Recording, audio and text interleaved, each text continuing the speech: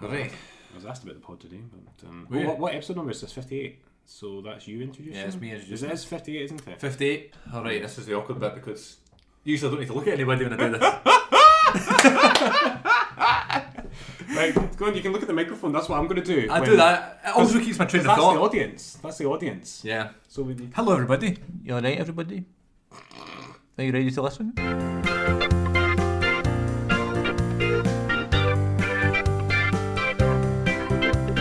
Come on everybody, it's time to listen in to an actor and a teacher who love their wrestling. No more division, forget those prejudice. The Wrestling Connection is here with Glenn and Chris.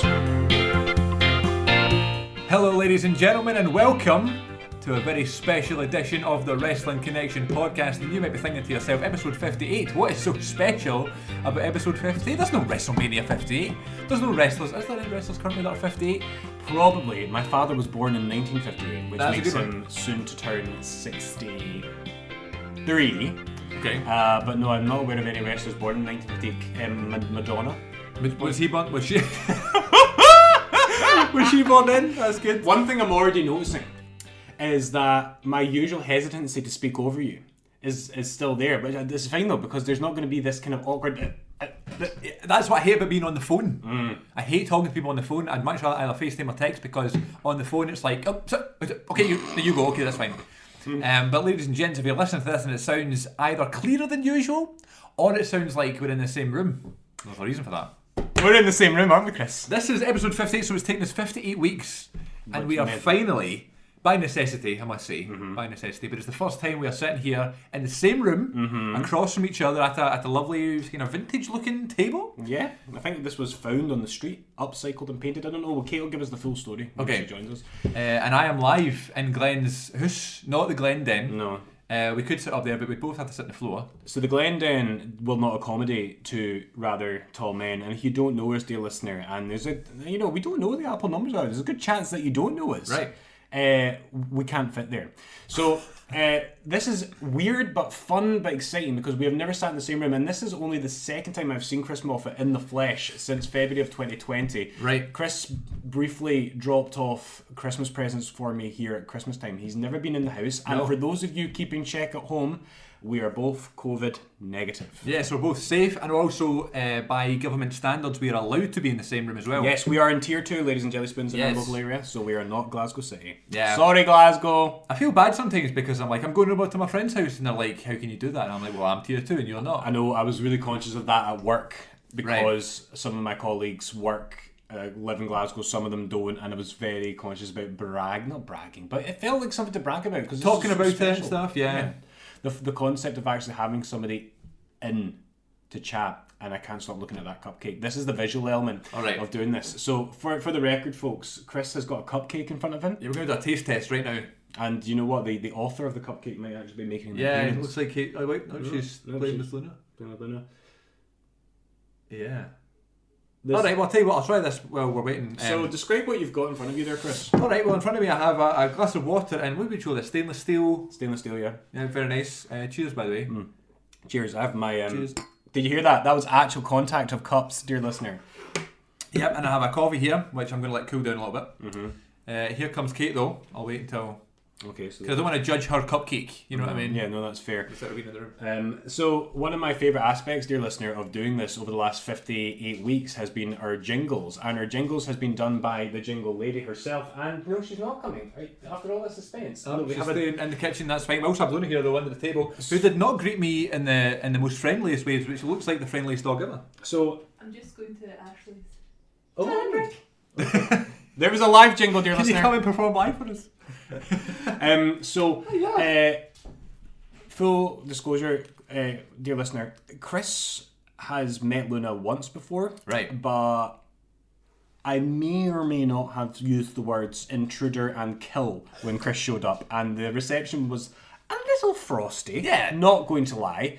But as you may have overheard, Luna is here now. You might overhear her pattering, and she's going to wander about the place. Yeah, that's hopefully okay. Not make too much of a noise. But my wife Kate is now off to Ashley's, which means it's just the lads. It's just the lads in the house. And lads. But yeah, so we're going to go and do this cake test. Right, so what we got here, right? So I have, which looks like a very nice sponge cupcake. Yeah. There is some, I'm going to say strawberry. I think there's jam mixed in with it. Okay, strawberry or raspberry with jam, topping icing, and then we have a nice blueberry on top. And I like a blueberry. I particularly like a blueberry yogurt.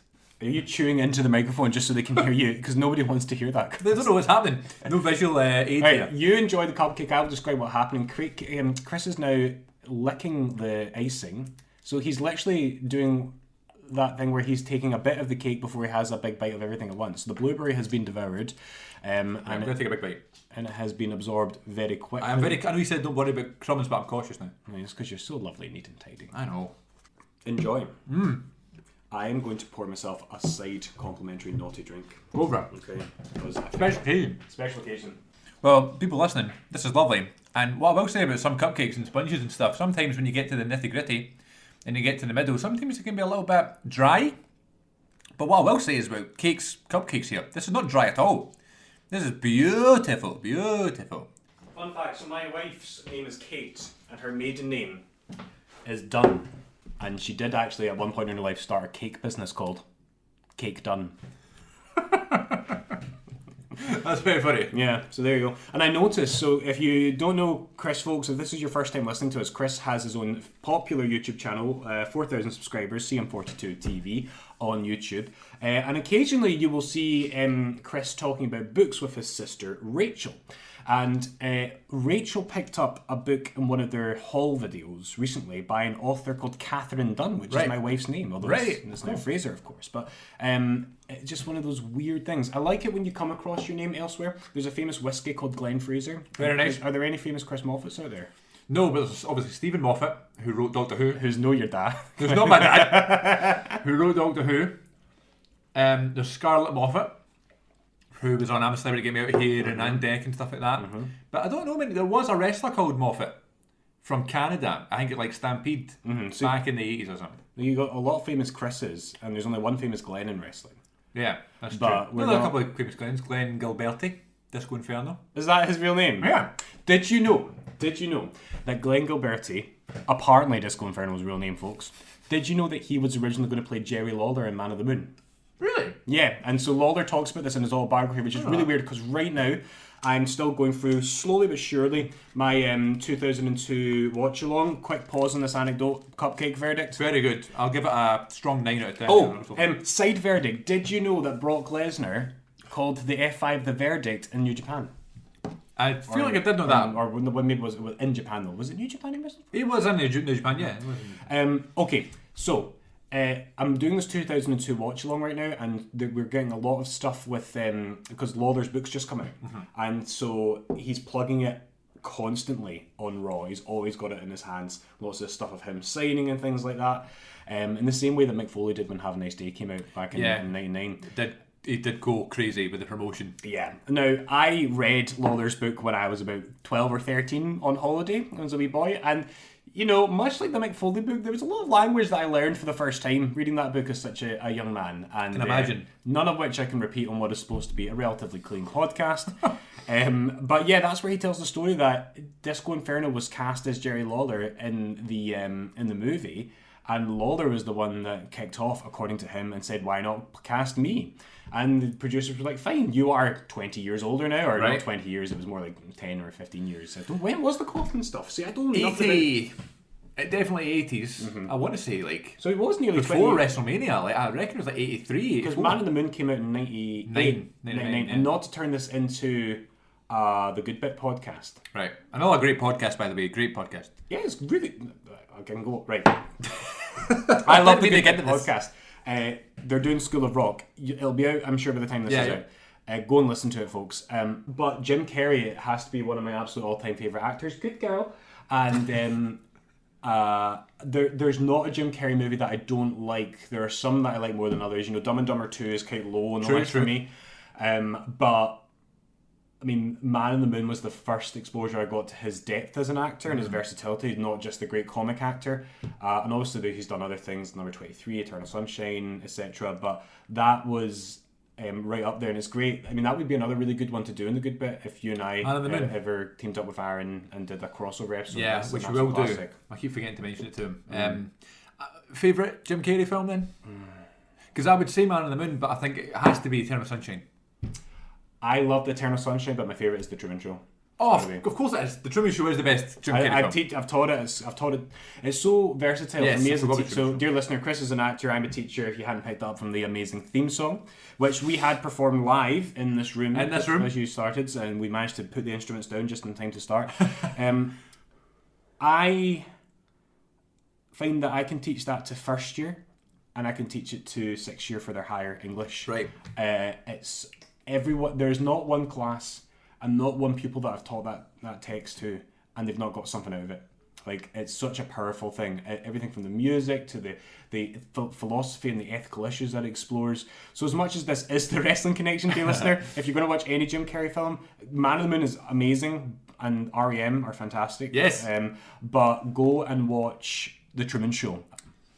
Did I do the Truman Show on the podcast? Not yet. I did actually a YouTube series. I got a movie poster. It's like 100 movies you must see before you die sort of thing. Bucket list movie poster. I think number 4 on that list is the Truman Show. So I reviewed that in like 2018, and then I showed Sister Rachel it for the first time in lockdown. And we did like a wee video about it and stuff. So it is one I go back to every year or so. When you say Sister Rachel, I think of Mother Teresa. I just imagine Rachel in like the nun get up. She doesn't like it when I call it. That's a good coffee, by the way. Yeah, she doesn't like it when I call it that, but listen, it's my show. I feel like when we kicked this off, I got, oh, this is different. And now that I've poured my drinks and I feel like I'm here now. Yeah, Glenn was asking if this is like what I do, what I did before COVID with the good bit, where I'd be like a travelling host and I'd take my microphone elsewhere. I also feel a bit like Jericho just now because he like travels to people's houses and sets up and then just records and then leaves. So maybe that was kind of like a plan. Early 2020, I was going to do that and try and interview some actors and stuff and try and get exposure that way. But then, of course, COVID happened and now we're here. But listen, this is as simple as it gets. We could have all the fancy equipment and individual microphones, but we can leave that for the remote stuff. Absolutely. Should we talk about each other's weeks? Yeah, please do. Tell me about your week. Tell me what's been going on. You mentioned last week that you were doing some sex ed. I don't know if you want to talk about that. One of the jokes I was first told when I got into teaching, because so when you qualify and you train as a teacher, folks, you are told very early on that you will specialise, even whether you're a primary teacher or whether you specialise in secondary teaching for a subject, like myself, it's English or geography, drama, whatever it may be. You're always reminded that in Scotland, literacy, numeracy and health and well-being is the responsibility of all teachers. Right. So that's why I find myself with a health and well-being class, and that includes, talking about things like drugs or mental health, and it also includes sex. Yes. And which I'm sure was a big part of Jerry Lawler's book back in when you were 13. Like, see, when I say I learned a few things from Jerry Lawler's book at the age of 13, and this was before the internet was a thing on phones, folks. I need to be very, very blunt about this. So if you want a colourful introduction to the world of multiple lovers, then yes, it's good to be the king sometimes. Colourful introduction. Yeah, I guess that's a safe thing to call it. Oh my god, it probably is a terrible thing to read now. Oh my goodness. Yeah, you're right. You're right. That might be interesting. I don't even have my copy of it anymore, so I need to. I'll try and get my hands on one. He's got a really interesting story though. Like, he does, being top guy and booker and stuff of Memphis, and then the whole. And then he was this hybrid for a long time because he's always been consistently part of Memphis, and then he was the big hero in Memphis at the same time as he was. Like a bad guy heel on Raw. Yeah, and commentating on Raw. He's going back and doing main events. And Vince McMahon was showing up in Memphis as a heel character before Mr. McMahon even existed. That blew my mind. That's really interesting. Yeah, I had no idea about that. Yeah, and that's the thing with Lawler being the commentator and stuff. He's always still, wrestling on the independents and stuff like that. And he always say that he'd go and do the commentary gig in his gear just in case someone got injured or something. No, we need King. And he was like, yes, please just let me do something. It's just he'd never really loved the whole commentary gig. He just wanted to be a performer. I know, but there's multiple generations of fans now that know him as the commentator. That's all I know him as, really. Like, obviously, I've seen some of his in-ring stuff. I always liked when they used JR and King for storylines and stuff. The matches aren't great, but like it was a nice wee storyline because you felt as if you connected to them. Yeah, especially JR. Did you just say connected? Yeah, I did. On the Wrestling Connection podcast, live from the living room. So where was I going with that? Sex ed. Sex ed. Right. So I was told, health and well-being, responsibility of all teachers. So you might be in this situation, you might be a geography teacher, but you might have to talk to kids about contraception, etc. And I'm never that bashful about talking about that stuff, and I certainly don't get embarrassed doing the sex education things, and I've actually enjoyed the lessons, because as soon as the kids find out that you're not embarrassed, right, it removes a layer of it, because at first they're expecting you to say the big words, and they're expecting you to be timid or feeble about it, and then it very quickly flips on its head. So if I'm getting too graphic, one thing I noticed that when you have to do the demonstration, right, with the model and the prophylactic. Is it the big words you use as a teacher? Yes, you model it with the condom and the model, and you show them how to do it, and they've got instructions of the best practice, and then you say, does anyone want to come up and try it? And all the really bold as brass ones are like, oh yeah, I'm going to do it. Aye. And honestly, it broke my heart. Like, one after another, they would come up and then they would start shaking and they got really anxious. Yeah. And then even though some of these kids were ones that had been really disruptive, my sympathy, my heart really filled up for them. So then I was saying to the other kids, I don't see you up here. Look at what he's doing. He's doing an absolute class act job. And so then I went to do it. The words now got out that I don't mind teaching it, so now I'm doing it for all their classes. So I ended up doing it again today, and it was we had to end just before the demonstration, so we're coming back to that next week. And I'm expecting the same thing, because they're all bold as brass. Hey, Mr. Fraser's coming out with its condoms. And like, and that's the episode title. Yeah. No, I know, and I think that's the thing, because it's like this big funny thing. It's like a novelty. Yeah. Ha ha ha. And you get to see the person, who they truly are behind closed doors, but they get like emotional and stuff like that. Yeah.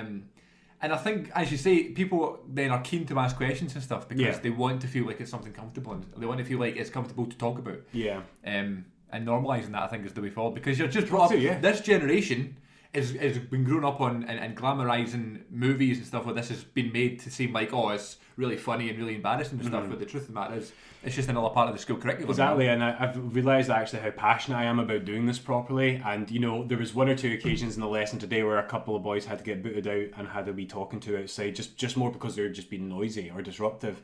And during sex ed? During the sex ed, right. yeah. And so they got booted out, and I said to one of the boys, listen, laughing is fine. You're expected to laugh at this. Aye. You just can't be shouting the F word or whatever it may be, And so when I levelled with them that way, it kind of got them on board. But what I was going to say though is that the joke that I heard, that was told when I got into teaching, was that you need to be careful with your language. Seems like an obvious point, right? And this is where you understand and you come to learn the difference between education and training. Training is quite linear. Education is wholesome. And if a child goes home and said, I did sex education today, the parents will be like, oh, that's good, that's wholesome, that's what you need to know. If they go home and they say, I did sex training today, right, different story altogether. So, like, language is everything, details are everything, and that was the way that they opened up the lectures at university on sex education. So right, okay. That was one of my highlights this week, but I have one more, and I know we're 90 minutes in, but don't worry about time. Don't worry about time. My dad's has been clearing out cupboards, and now that we're allowed to go indoors, I was in my dad's house for the first time in forever, and a couple of treasures are here that I know we're an audio podcast. I know, we'll do some form of video with this stuff. So this is one of the treasures. Now you can see what this is, Chris, but I'm going to put this right up to the microphone so the listeners can tell me what this is.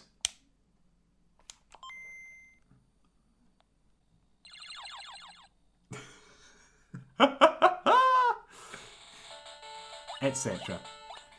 Is that Pokemon? It's Pokemon. It's my Game Boy Color. I've actually got two here. One was my brother's when I was growing up, and it still works. Both of them still work, and most of the cartridges still have. Okay, I'm just gonna leave that.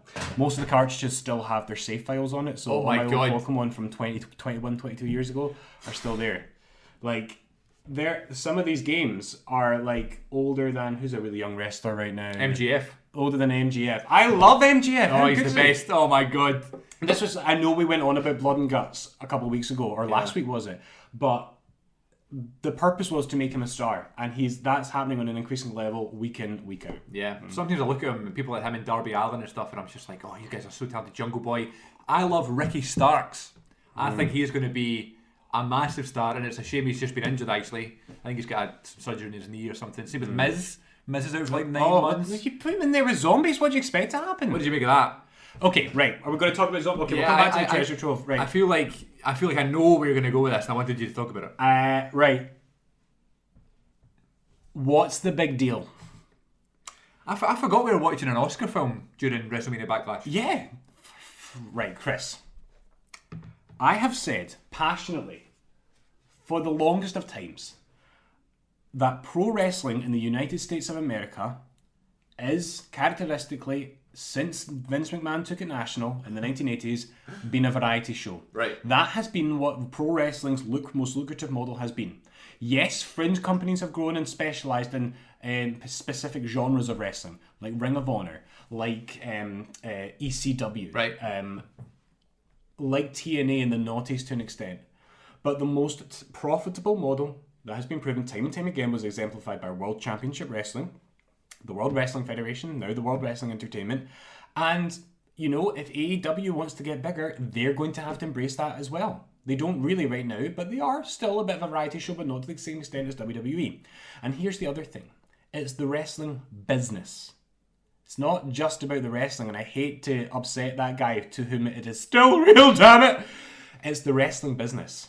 And business is important. Endorsements are important. How cool was it having Batista narrate the opener? Really cool. Now, I get it. It was campy. It was stupid. But here's my point. Are you okay with The Fiend? Are you okay with Kane and The Undertaker shooting lightning out of their hands? Are you okay with Kane lifting his arms and in fire getting immersed? But you can't grasp the possibility that zombies could eat The Miz and put him on the shelf. Yeah. I didn't think it was the match of the night. It was probably the worst match from a technical aspect on the pay-per-view because it was such a good show. It was a good show. But it was also one of the most memorable parts of the night. And I'm sorry, I hate to be Mr. Contrarian and I hate to be WWE apologist or whatever I might get labelled for this. I loved it. I loved it. I thought it was funny. I thought it was stupid, and sometimes that's what I love about wrestling. I thought it was funny too, and I'll tell you why. I was, not that it's a real problem or anything, but I was thinking about something when I was watching the match before, which was the tag match, which I thought was great, by the way. The story of that match was brilliant, and a match that you don't really see very often like that. And I was thinking about something that was bothering me, and I just couldn't get it out of my head, and the match actually took me away from that, and I was like, great, it was a great tag match. The match finished, there was like a promo or something, I was going back and thinking about the thing I had to do this week, and I was like, oh god. And I was still thinking about it, and then this match started. I was like, Damien Priest and The Miz, I'm not bothered about this match really, I'm not really invested in this story. If there's going to be a toilet break match on this show, then this will be the one for me anyway. So I was thinking about this thing I was going to do this week. And then I saw the zombie thing, and I was like, here we go again. And then as it went on, I kept catching myself looking at it and laughing, and it completely took my mind off my problems. There you go. It completely took my mind off the thing I was worried about. And I was totally invested and I wanted to hear the commentary. Corey Graves, we've actually came to a safer location that's not ringside. So you mean just over to the side a little bit? Yeah. Things like that, it wasn't my favourite match. I talked about the Fiend stuff, how, I'm a big Bray Wyatt fan and stuff, and I like the character thing, but maybe the matches weren't so much for me. But I understood the point of them and I understood why they did them, and I could also understand people's frustrations with them. But again, it's a variety show. Yeah. Same feelings here. I'm never going to watch this match again. But I might. I was. Maybe we should get Kate to watch it. Oh my god, yes. Although she doesn't like horror, so she might. Oh yeah, she might watch it. But the thing is, there was no blood and guts. Pardon the pun. But I like that though. WWE were saying blood and guts set the business back 30 years. I know. And then people are saying zombies. Oh, that just set the business back 30 years. I don't understand either of those arguments. I don't understand either of them. And as zombies go in pro wrestling, this could be a new faction led by the zombie of ECW and Sci-Fi fame. We are relaunching ECW on Sci-Fi again with the Monster Mash Battle Royal and the zombie versus the Sandman from the Spider-Man films. Right, you need to go back to your treasure chest stuff that you found. Treasure chest. So the Game Boy was one of them, and man, the first thing I'm going to say about the Game Boy Color, for anyone who ever had one as a child, I'm not talking about the Game Boy Advance, the Advanced SP, which maybe more your time. I definitely had the Advance, not the XP. Is first of all, it's so small, and second of all, the screen has no backlight. It's so dim, and I remember being on holiday and putting my head over a beach towel, under a beach towel, not over a beach towel, right, so that I could see it. You could see it, yeah. And it's a sign that we're kind of spoiled by the brightness of smartphone screens now, that I'm really struggling to really take. And that's also just had an effect on our eyes, in general, absolutely. So that was a joy. But a couple of other things. There's this guy here. who I don't know if you can describe what we're looking at here, Chris. So we have a bald bionic redneck with a kind of camouflage jacket and jeans, and it looks like the camouflage jacket that he was hit with a car. So I should stress, Chris didn't specify anything to do with the action figure nature of this. We do not literally have Steve Austin.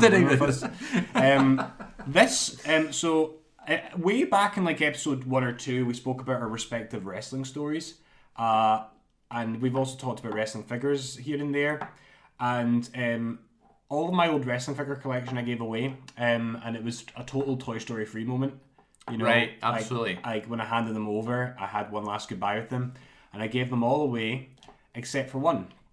My first one, which I got in '99 or I would have got in 2000 because this is his clothes that he wore at the Raw Go Home Raw for WrestleMania 15. Okay, his attire for that. Okay, with the beer truck. Yeah, great point. Yeah, and the Woolworths in St Andrews. R.I.P. R.I.P. indeed. I was taken in there with my granny. I was told I could get one toy, and for months up until the point I'd been dreaming, fantasizing about having wrestling figures. Like, I couldn't stop thinking about it. Robert had loads. We should go to Robert up here. That's a shout. Yeah. We could do that for the Rebellion and stuff. Yeah. Robert had loads. A bunch of pals would bring them into school, and I never had any at that point, and this was my first one, and he's the one that kicked off my fed, and then I realised I've got one. Wait a minute, I can't have any matches. Right. I've just got Steve Austin. So for a while, Steve Austin was wrestling like Dragonflies and Major Chip Hazard from Small Soldiers. Or he was just cutting promos. Maybe, yeah, that's true. Doing the wee head bob. You can't do. There's never been an Austin figure that can do the wee head wobble. Why not? You know, why not? Or you should have one for the wee button that goes brrrr, and you can do a D'Lo Brown figure that does the same thing. Exactly. They should have got a D'Lo Brown and Stone Cold Steve Austin head bobbing 2-pack. And so eventually I would get a Shane McMahon from Toys R Us in Govan. And that would be the first. So for the first few months of my figure fed, every main event was Steve Austin versus Shane McMahon. But because not every main event, every match. And it's like, do you remember the story about that TNA house show in like 2011 or 2012 where most of the roster couldn't make it? So it was just like the Dudley Boys and like another tag team. So they had Devon versus one guy, then Bubba Ray versus another, and then they mixed the combinations. Then the main event was the tag match. That company brilliant has done some right carny stuff. But it was the Shane McMahon figure from when he was feuding with X-Pac, and he had like X-Punk. So sometimes I would pretend he was X-Pac. So sometimes it would be Steve Austin versus X-Pac. It couldn't look any different either. Oh, well. But you know, a lot of people, if you had figures, dear listener, a lot of people did this. They would duplicate people, or they would make recast figures. My Jamie Noble was my John Cena because of his jorts. And he was the Jamie Noble figure was like jacked, you know? Yeah. Yeah, he was. My Perry Saturn was my Randy Orton, simply because he had similar trunks and tattoos. Yeah. And Major Chip Hazard from Small Soldiers was Brock Lesnar. My Hunter Hearst Helmsley, like DX era 99 Triple H with the long trunks, was Shawn Michaels. Because I got a better Triple H. And okay, we'll just say and Triple H, but you got a Triple H. That's fair. Triple H eventually. So yeah, doing the DX reunion was awkward for a while when they were both the same figure. It's like that clip at WrestleMania 9 of the two doinks. Yeah, the glory days of the figure feds, we had to be creative, you know. I used to do like just storylines, you know. I'd take a break from the fed shows and I would just have storylines and stuff, which was a lot of fun. I actually found a video on an old hard drive that I'd like filmed the whole show that I'd done in the figures. And opening matches, Maven versus Shad Gaspard. Oh, rest in peace, Shad. Winner goes to WrestleMania to face the WWE champion, which was Christoph Hero, which was me. So wait, you wrestled your own figures? No, well, I had a figure. I believe it was Chris Masters, the action figure, because on his boots it said CM. Oh my god, that's amazing! Which is my real initials, but not Christoph Hero's initials. I need the CH. But yeah, it was Chris Masters, and then that main event, the one I recorded was against Punk. See, I think if I'd never cast myself in my own figure fed, but if I'd done it, I definitely would have picked a Jeff Hardy figure, not because he looks anything like me, but just because I wanted to be him. I had my own characters actually that I'd made. I had a lot of Hardy Boys figures, and they had like really cool sculpts, like with I don't know, like the Hardy Boys trousers. The trousers, yes. Yeah. There was no other figures that had that leg model. It was only them because of their baggy. Why though? Jeans. They could have probably used that for other figures, but I guess they're the ones that wore those trousers. I don't know. So there was lots of different characters played by Matt and Jeff. More so Matt for some reason had more Matt than Jeff. But yes, we did a whole episode on wrestling figures. I think it's episode 6. See, I was going to ask you like that. This is a lovely problem to have. We're now in 58. I genuinely couldn't remember if we'd done a figure episode or not. Yeah, we have. Have we? I don't think we have. Yes, we have. We have. Oh dear. Yes, we did. It was episode 30. It was episode 30. Right. It was a big round one. Let me just double check though. Could we talk about it? We could do another one.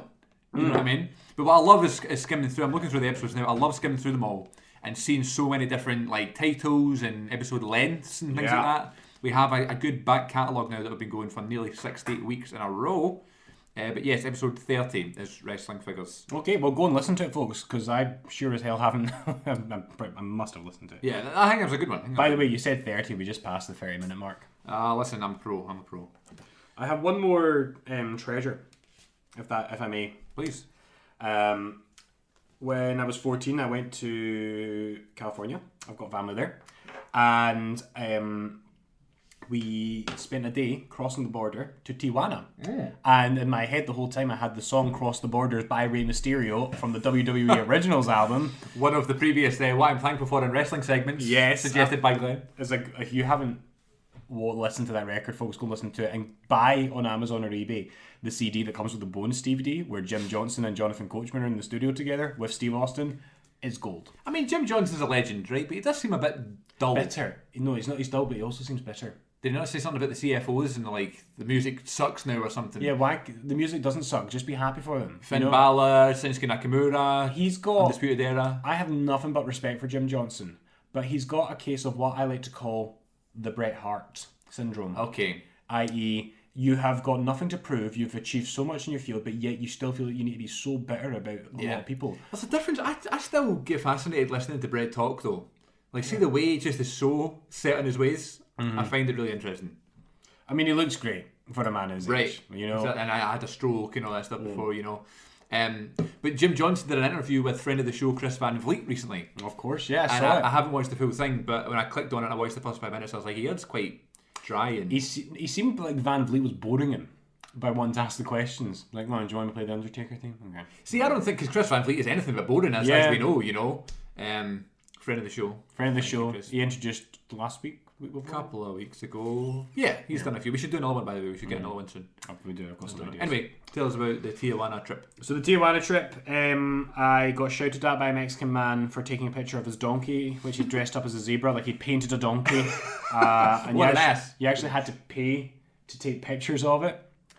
And I just took a picture of it on my disposable camera in 2005. And got some churros. We went to a bar and everyone, including my 15-year-old brother, got an alcoholic margarita except for me. I got a non-alcoholic. Yes, very good, following the rules and the law. There's not much of the rules and law, really. Especially in 2005. Not in 2005, right? But you know why I was excited to go to Mexico. It was because of the Lucha Libre tradition. And I kid you not. Imagine, you ever been to the Barrows in Glasgow? Yeah, of course. In the market.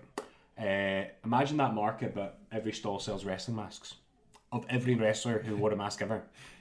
Just masks though, like nothing else. Just there was like fake autographs and stuff everywhere. Right, exactly. Loads of them. And the figures that were like the luchadors and stuff. And there was actually no effort to have any consistency with the fake signatures. There's one stall that had 2 Rey Mysterio signed 8x10s. With totally different signatures on them. Now, I've since met Rey Mysterio, and none of those resemble the one that I've got for him. Yeah, I was going to suggest doing a Meet a Wrestler today, but I thought that's probably better when we're like in different houses. But if we do it here, I can bring you the autograph. So, yes, well, we're running late. Well, yes, dear listener, we'll see what happens. If it doesn't happen this week, just you wait. Yeah, we'll do it next week. It'd be good if we can get to episode 619.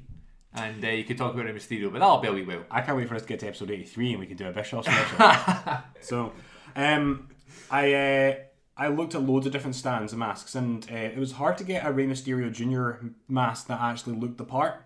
But this is hand stitched, and it's made from roughly the same material as Rey Mysterio's actual masks. It's not as precise. You know, the stitching's coming out in places. Oh, but I love that though. It looks great though, and it fits better now than it did when I was 14. I'm going to wear it to work one day. Next non-uniform day. Next non-uniform day, when I don't have to wear a mask in the face bit. And the guy sold it to me, to my dad, who I begged for it, and he's like, Rey Mysterio Jr. is #1 in the USA, and it's like, I know, I've just been there. So yeah, it looks great. I'm not going to put it on right now because nobody wants to hear me trying to squeeze into a mask, but I will show you a picture, Chris, that we can put on the socials. Do you ever have any of those old? Obviously, you did. You're a big magazine fan.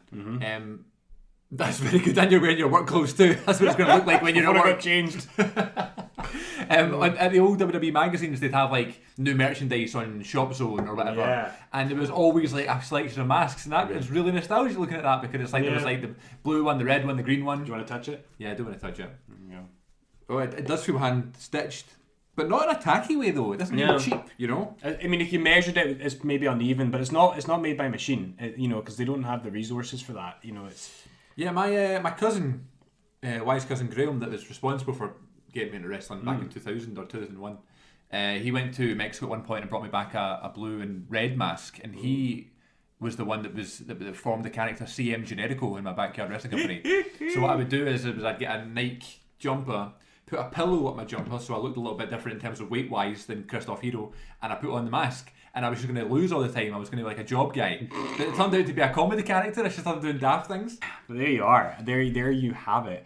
So yeah, that was my treasure trove. There's a bunch of stuff at Dad still, but like the mask, the Steve Austin figure, I had to take.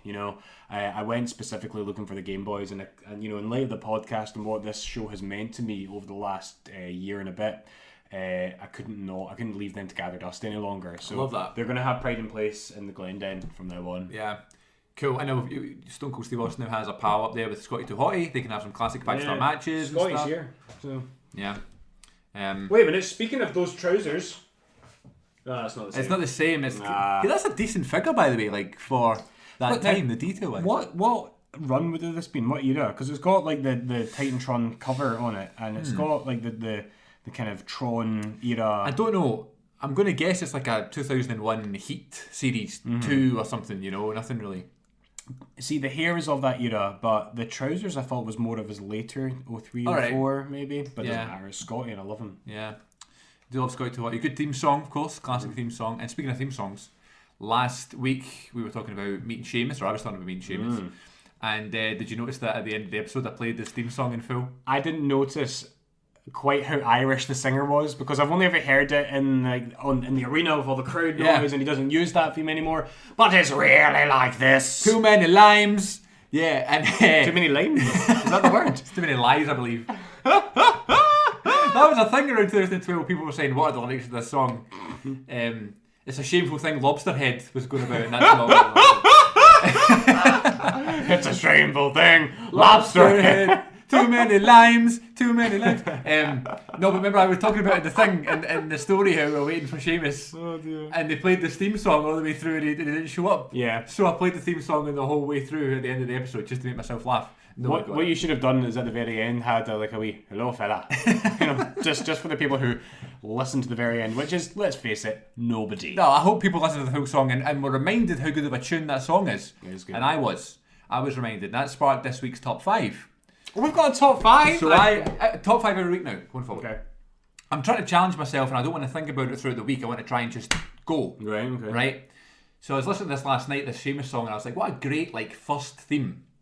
So there's the top 5. Top 5 first themes. Now I mean very first theme. I'm not talking like Burning My Light, Randy Orton. I mean like the original, really generic rock song. Well, but that logic, Brock Lesnar's first theme was the Jamie Noble theme. Was it really? Randy Orton used that at some point as well. Yeah. So I've got 5 here. These probably aren't like the greatest 5 ever, right? It's just 5 I could think of that I thought were really good. List. But I don't even want to claim these as my all-time favourites because I might think of other good ones later. Right, but then again, I need to tell myself when I do these things, it doesn't really matter. So, number 5 on my top 5 original first themes from wrestlers is called Damnation by Jim Johnson, the first RVD WWE song. Yes. Now, One of a Kind is One of a Kind. Great song. Yeah. I love it. But there's something I like about this. They tried to copy the ECW song, which was Walk by Pantera. Right, okay, so that was my question. I'm not a big ECW guy. Right. I just assumed that was his ECW theme. And the reason One of a Kind came in is because WWF were like, we need... Yeah. So the ECW theme was a big song Yeah, which they did not have the rights to. They did not have the rights to. Right, okay. And if you watch any like ECW footage on the network, it's like clearly dubbed over because it's like a Pantera song, and ECW were just doing these things. Paul Heyman recently mentioned that on Talking Smack about New Jack, R.I.P. recently. He said that they play this theme song the whole way through. That's like the things that they used to do, and they had no rights to the song. They were just hoping no one noticed and no one complained. It happened a lot. It's like Tony Khan's doing that right now, but he's like buying the rights to some songs, which I love. I loved when wrestlers like Metalingus and Cult of Personality, like songs being bought, the rights being bought to use, you know. So Dean Ambrose, John Moxley's new song Wild Thing by the Trogs, I think. Is he using that now? Yeah, it's his new theme song, and they've just bought the rights to it. It's not a very high energy song. Wild Thing, jung jung. Yeah. To be fair, he came out on Dynamite and it was pretty cool. I'll need to go back and watch it because like Moxley, when Moxley I love his song. got his first solo theme in WWE, he said to WWE that he wanted it to be like Motley Crue. He wanted it to be like Kickstart My Heart, which is you know, that song is an absolute banger. Like, go and listen to it. Yeah. And you can see they've tried to do that with the Dean Ambrose thing with the it's the car driving but then it kind of loses it. And then with the his first AEW theme, I like it. I liked it too. But Trog's Wild Thing, that didn't seem like an Ambrose thing. Yeah, it works. I will say it works because I wasn't familiar with the song before. Really? It's a classic. My age, yeah. So there you go. And then actually, me and Paul were watching it, and he was like singing along the song, and I was like, "How do you know that song?" And I didn't. So yeah, so there you go. So where was I going with that? Dean Ambrose, John Moxley. Yeah, so they're buying the rights to the songs. So he had that ECW song. WWE didn't want to pay for it, so they just made this version, which is dum dum dum doo dum dum doo, and then of course One of a Kind came later. Yeah. And that Pantera song says things like "What do you say?" which is where they got it from in One of a Kind. Anyway, number 4 is the aforementioned The Sheamus song, Written in Me Face. Which I love. It came on WWE The Music Volume 9 or something like that. I lost track by that point. Yeah, so as we talked about earlier on, good tune. I like the wee the jig that's at the beginning of it, which I've forgotten about. We should cut. Yeah. We should cut. Number 3 on my list is 619. His original. Okay.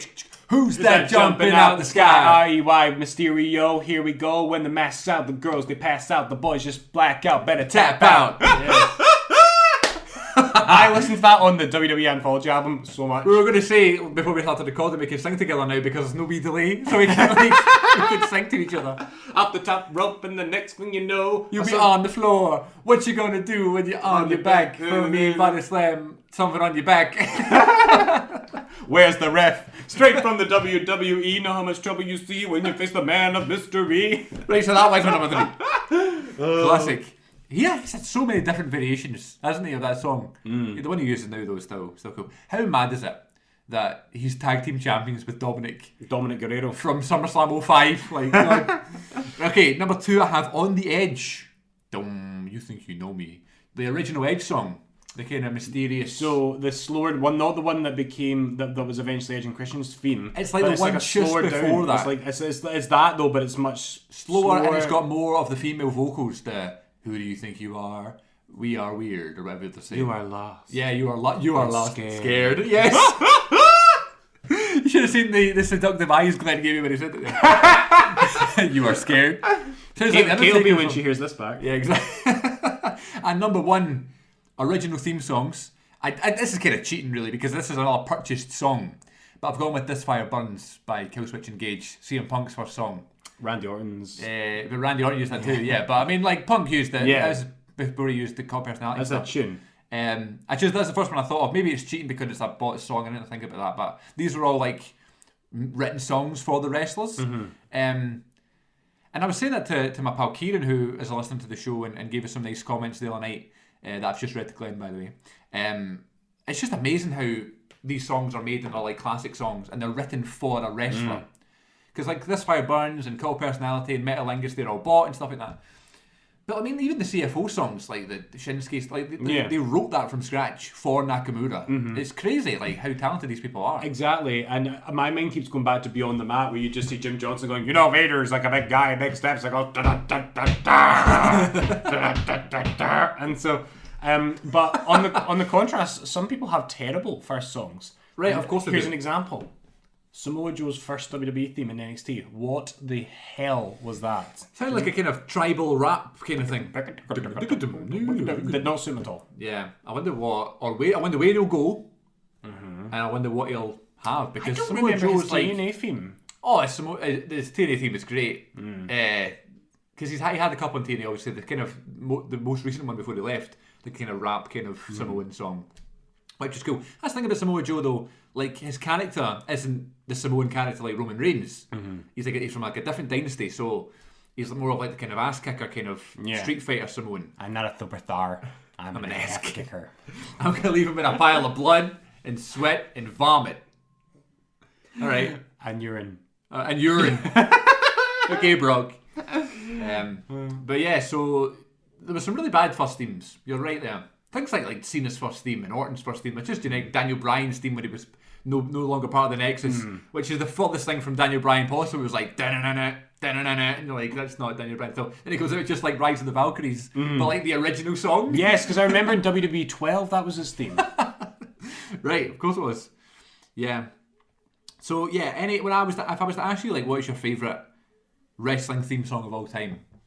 My favourite wrestling theme of all time? Oh God, I mean, I don't think anything will be more sentimental to me than this sheer feeling of exhilaration when the glass breaks, the glass shatters for Austin. And obviously there were countless times where that happened in my childhood and it meant something, not just when I watched Austin wrestle live in Manchester, but also I'm thinking of moments like when Austin comes out to help Mankind win the title, or during the invasion when the old Stone Cold comes back. The old on Stone Raw. Cold. I mean, that's got to be one of his best parts of his career. But even the one more recently in my later adult years, or well, my early adult years, but later on in the life as I have lived it to now, was WrestleMania 30. Yeah, because man. Hogan comes out, and you need to understand that in 2014, Austin hadn't been on WWE TV in about 3 years. No, since WrestleMania 27. Yeah. And so it was, I kind of had assumed he'd fallen out or something. He wasn't at Raw 1000. Right. And so when the glass shattered for that, my mind blew because I just thought, that meant that was a bigger deal to me than The Rock. Right. Because The Rock had been there the previous year. Yeah, I love that too, because he had just started his podcast, Austin, in early 2014. That's right. So he'd been maybe talking about WrestleMania, and he was a bit more in the business than he was prior. And he came out with the BSR t-shirt on, the Broken Skull Ranch one. And I remember saying to my dad, because we were listening to the podcast, and we were like, oh my God, he's wearing his own merch. Like, it's so cool we don't listen to the podcast. And just the thought, like, I genuinely at one point thought, are they going to have a triple threat match right now? I genuinely thought, like, there was a chance, or there was going to be a tag, or they were going to drop the stunner on someone. Yeah.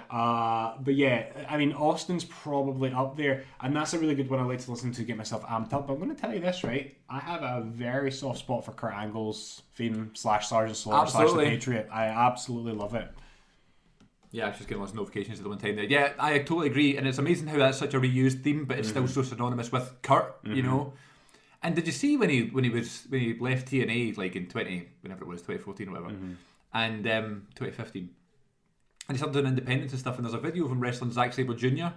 At like Rev Pro or something, and there's like a video from the crowd, it's like crowd footage when that song hits, and the crowd just go nuts because it's the first time they'd heard that song since 06. And I tell you what, and I was hoping for that when he wrestled at Fear and Loathing at the ICW in the Hydro. Right. And obviously, because they were streaming on Fight that night, obviously they were never going to use it, but part of me had hoped that was going to hit. Because you know that if they hadn't had the Fight TV deal, ICW, they would have done it. Because ICW were doing that a bunch, like they had loads of songs, like Wolfgang used Hungry Like the Wolf and stuff, and had to change those songs because so many people were like, Grado, the biggest one with Like a Prayer, like those things couldn't be monetized, you know? Absolutely. Which is it was almost part of the ICW experience, like hearing those songs. It's probably the same as ECW, really, like hearing that music. And listen, next time we go to a WWE show, as Karango would say, we're going to that Hydro one as soon as we know when it is. I'm there.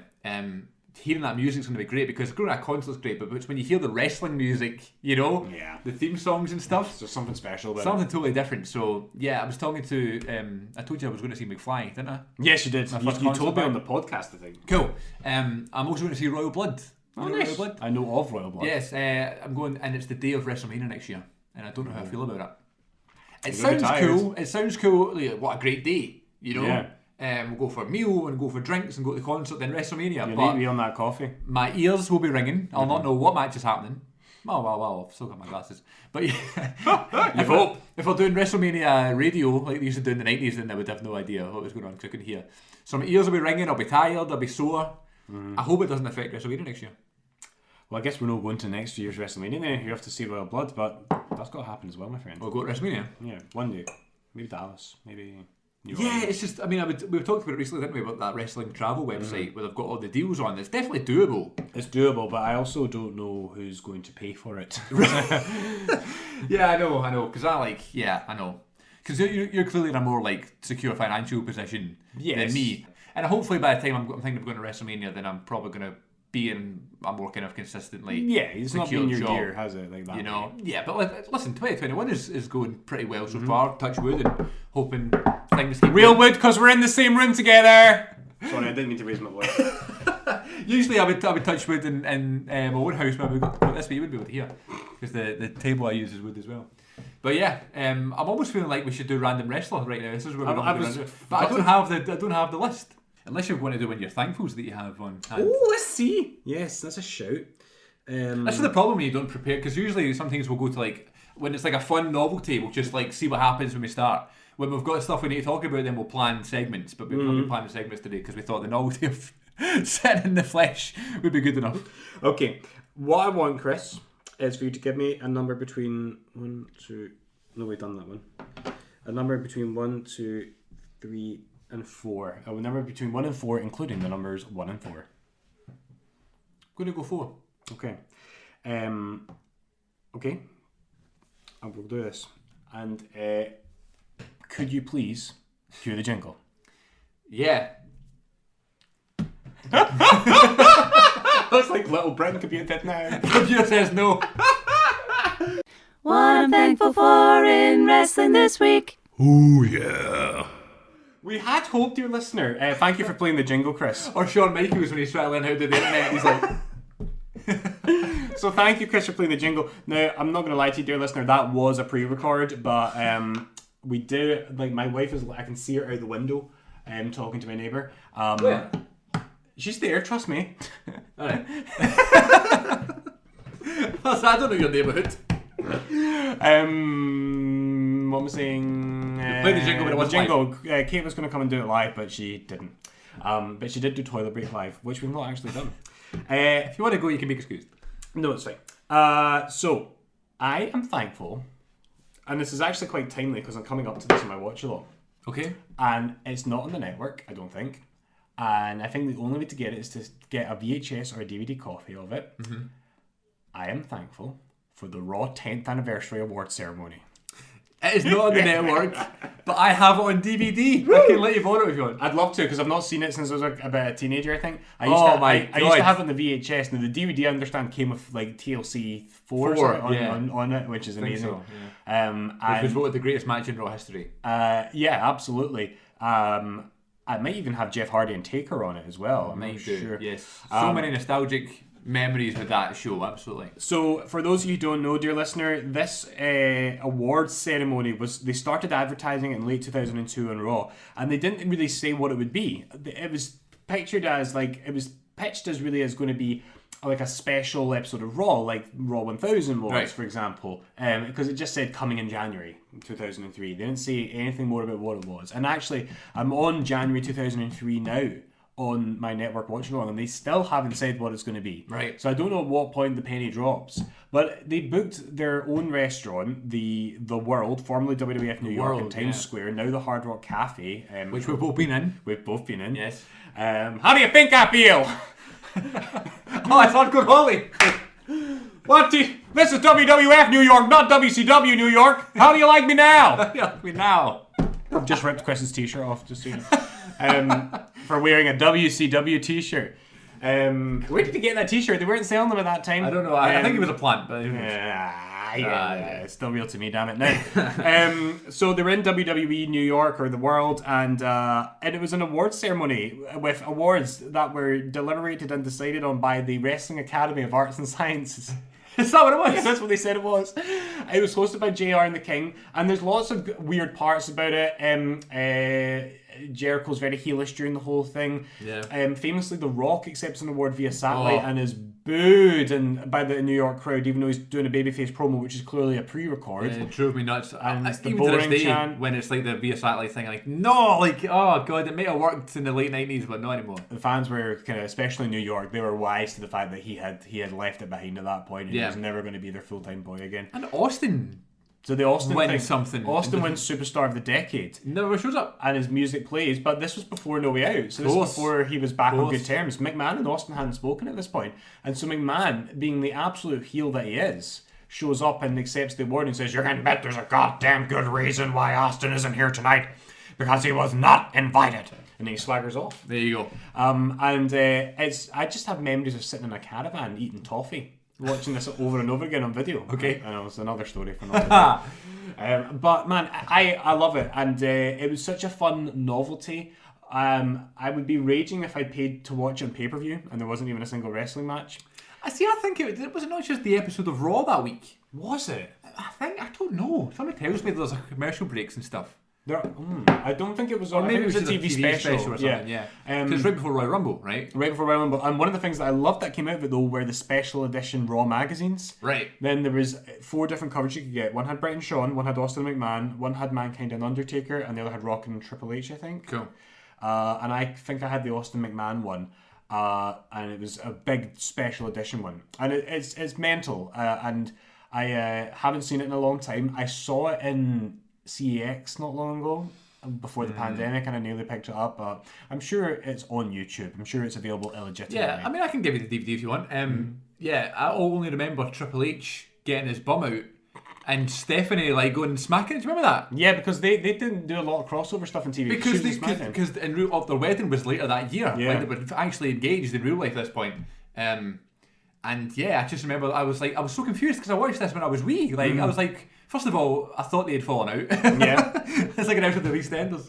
And then I was like, what is Triple H doing? Why is that funny? And why is that even a thing? So, yeah, that is a good one. A good one to thank for and lots of nostalgia there. One of the last on-screen appearances of classic Freddie Blassie as well. Really? Who died a couple months later. Wow. And he was there in the audience. Another funny moment is when they're about to announce Superstar in the Year, and Big Show just stands up and goes, "Thank you, thank you. I really appreciate it." And I don't even know if that was a scripted thing. But He wasn't even nominated. Yeah, it's just and of course Jeff Hardy was up twice for Match of the Year because he was there with the Jeff Hardy Undertaker match and with the TLC, and of course he won with the TLC. I remember like when that match wins the Match of the Decade, like they all go up to the stage together and they're all kind of wearing their suits and stuff, and they're kind of in character and they're kind of not. And was Bubba Kane Ray there? I don't think Kane was there. I don't know, man. I hope he was wearing his mask and stuff. One last quick thing. I'm going to do a recommendation, by the way. Okay, that's great. One last quick thing just to throw in there because we're talking about my watch along. Did you know that when they announced for The Undertaker to come back in Royal Rumble 2003, so you know how after Hell in a Cell, Big Show throws him off the stage? Yes. And then he shows up at Royal 2003 Yep. and him and Lesnar have a thing, right? Did you know that was going to be the original Return of the Dead Man? No, I didn't know that. Because the first couple promos on SmackDown Really? are all like, "Dung, the dead man wow. rises, the dead man," it literally says the dead man will return. And then they must have changed course at some point, and maybe Taker didn't want to do it, and he was eventually talked into it. Because he said in Broken Skull sessions, didn't he, that even up until we did come back at WrestleMania 20, he still was against it, because he's like, how do you go back?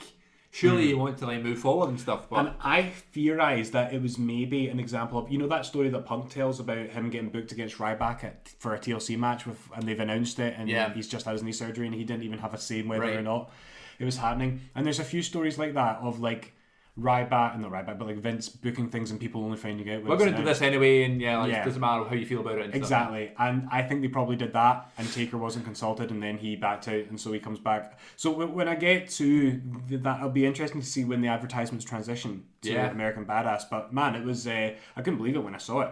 But yeah, thankful for Raw 10th anniversary. And it's an absolute banger of a show, folks. So, and if nothing else, it's a weird curiosity. And weird and pointless is fine in wrestling. So are zombies. Not every week, but every so often. It's fine. Yeah. I don't want the Zombie Wrestling Federation. No. The CWF. Right, okay. Right, we'll do a quick match recommendation to finish off the show, match of the week, and then we'll be done for today. And then I'll have to go home, which will be strange. Yeah. Because usually I'm already home. Okay, so we're going to hit the jingle again, not live because Kate's still not here. I know, raging. Wrestling recommendations, wrestling recommendations, wrestling recommendations. Match of the week. Oh yeah. All right. So I would be mentioning like I've been doing some work on the YouTube channel and stuff like that. And we're crossing over certain landmarks on the Wrestling Connection YouTube channel. Link will be in any description box that your podcast app has. We'd love you to subscribe. I do some ratings on there for matches of the current pay-per-views. And I used to have a channel called Let's Watch Wrestling TV, which I did like compilations on and stuff. And I kind of wanted to be like the wrestling channel that was back in the day. And I would upload a lot of stuff on there, like match highlights and stuff. And then the copyright strikes really came hammering down. And luckily it was on there, not CM42 TV. Thank God. Because I would have lost it by then. I need to create a backup channel, by the way. Remind me to do that. Yeah. So on that Let's Watch Wrestling channel, I did like big countdowns, top 30 Mick Foley matches, top 30 Batista matches, and they did really well views-wise. So I was thinking I'll do that again, but it just takes some time and stuff. And I never like how they get outdated and stuff. Like there could be more matches and stuff. So I was going to do one for Undertaker and stuff.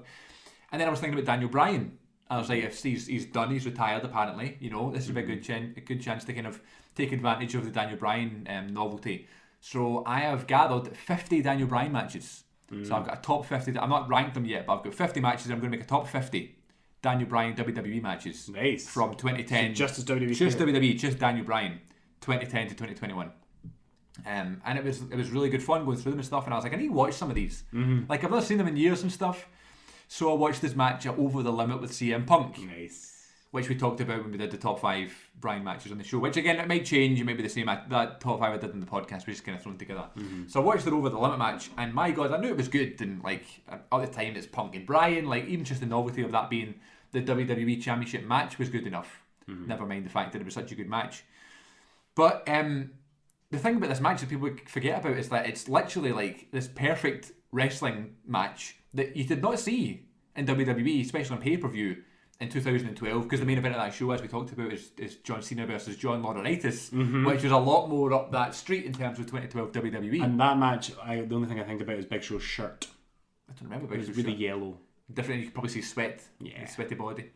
You know, Over the Limit's not this great show or anything, but this match is a masterpiece, and there's lots of false finishes, non-stop bell-to-bell action.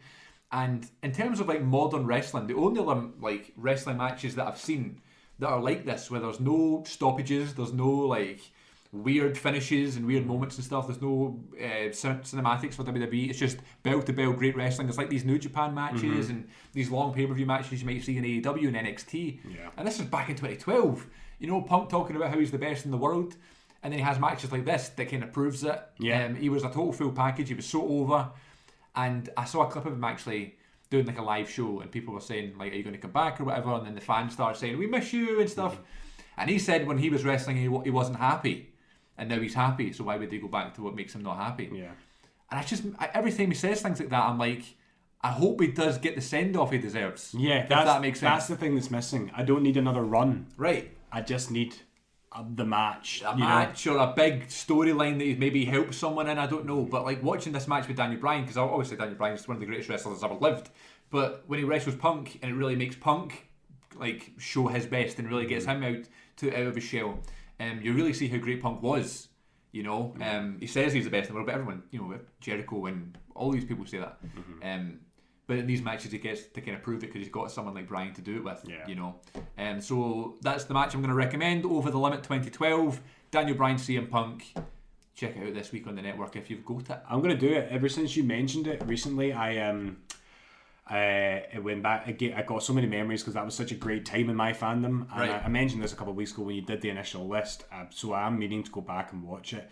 I'm doing this rotation right now of an episode of Raw, then a Marvel movie, then an episode of Clone Wars, and then like nice. So I do this kind of thing when I'm washing dishes, etc. Where are you on Clone Wars?